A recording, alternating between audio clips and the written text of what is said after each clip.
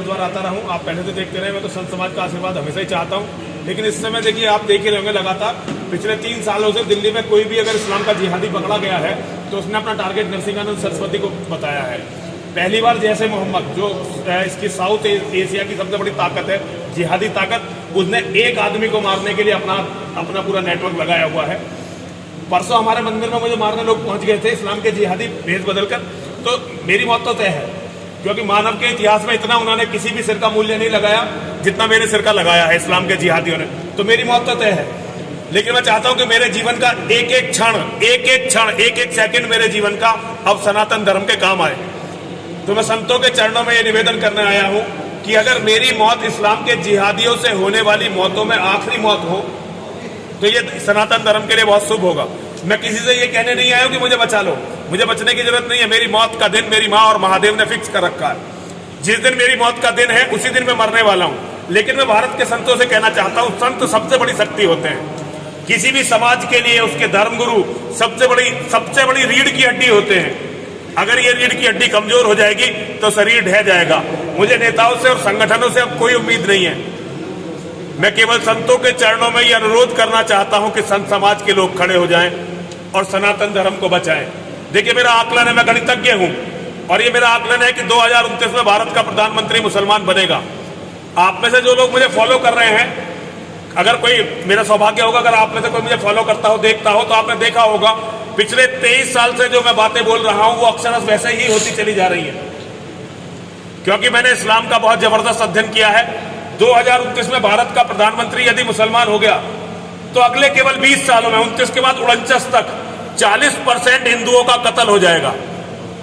50% हिंदू अपना धर्म परिवर्तन कर लेंगे और 10% हिंदू शरणार्थी शिविरों में या अमेरिका में, लंदन, कनाडा, विदेशों में वहां बचेंगे।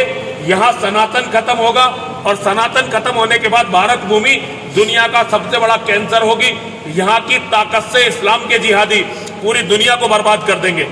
तो पूरी दुनिया को बचाने की जिम्मेदारी सनातन के धर्मगुरुओं के हाथ पर आ गई है। ये संकट का समय है।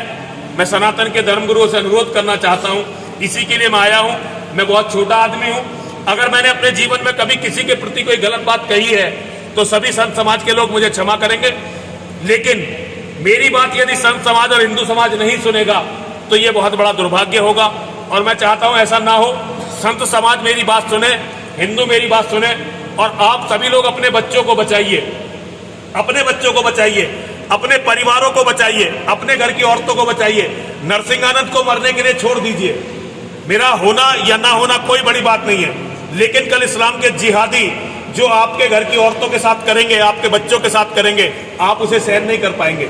इसीलिए सनातन को बचाइए, सनातन को बचाइए, सनातन को बचाइए।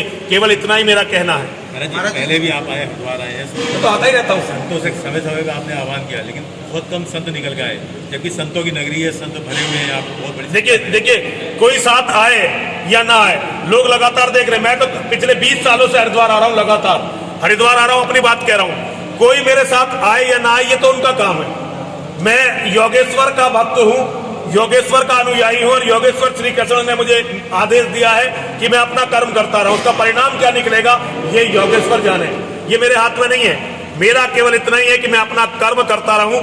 मैं अपना कर्म कर रहा हूं और इस्लाम के जिहाद के सामने छाती खोलकर खड़ा हूं। मैंने जो इस्लाम के बारे में कहा, एक एक शब्द सच कहा। जो मोहम्मद के बारे में कहा, एक एक शब्द सच कहा। मैंने जो इन्हें बताया इनकी असलियत क्या है, एक एक शब्द पर कायम हूं। मौत का या इन जिहादियों का कोई भय ना मेरी आंखों में आपको दिखाई देगा, ना मेरे मुंह पर दिखाई देगा, और ना ही मेरे दिल में दिखाई देगा। मैं मरने के लिए निकला हुआ हूं, लेकिन मैं ये चाहता हूं कि सनातन के मानने वालों का समाज मेरी मृत्यु का सम्मान करे, मेरे बलिदान का सम्मान करे।